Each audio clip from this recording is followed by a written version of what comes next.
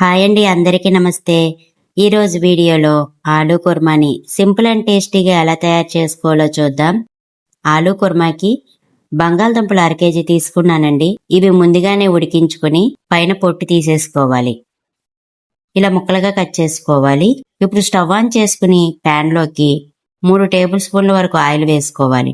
Oil వేడయ్యాక medium size 2 ఉల్లిపాయలు cut చేసిన ముక్కలు వేసుకుని రుచికి తగినంత ఉప్పు, 1/2 టీ స్పూన్ పసుపు వేసి ఉల్లిపాయలు బాగా మగ్గించుకోవాలి.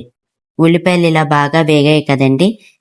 ఇప్పుడు 1/2 టీ స్పూన్ అల్లం వెల్లుల్లిపాయ పేస్ట్ వేసుకుని పచ్చివాసన పోయేంత వరకు వేయించుకోవాలి.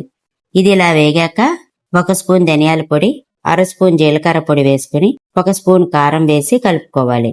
మసాలాలు బాగా కలుపుకున్నాక 1/2 కప్పు పెరుగు వేసుకోవాలండి. పెరుగు పుల్లగా ఉండకూడదండి. పుల్లటి పెరుగు వేస్తే కూర అంతా పుల్లగా అయిపోతుందండి. ఆయిల్ పైకి తేలి కనిపిస్తుంది కదండి, ఈ విధంగా ఉడకాలి. ఇలా ఉడికితే సరిపోతుందండి.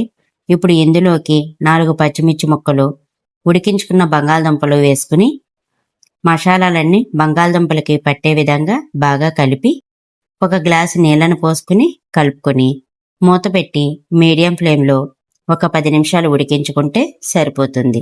బంగాళదుంపలు ముందే ఉడికించుకున్నాం కాబట్టి ఎక్కువ టైం పట్టదండి. చూడండి, ఇలా బాగా ఉడికింది కదా, ఇలా దగ్గర పడాలి. ఇప్పుడు ఇందులో 1 స్పూను కసూరి మేతిని నలిపి వేసుకోవాలి.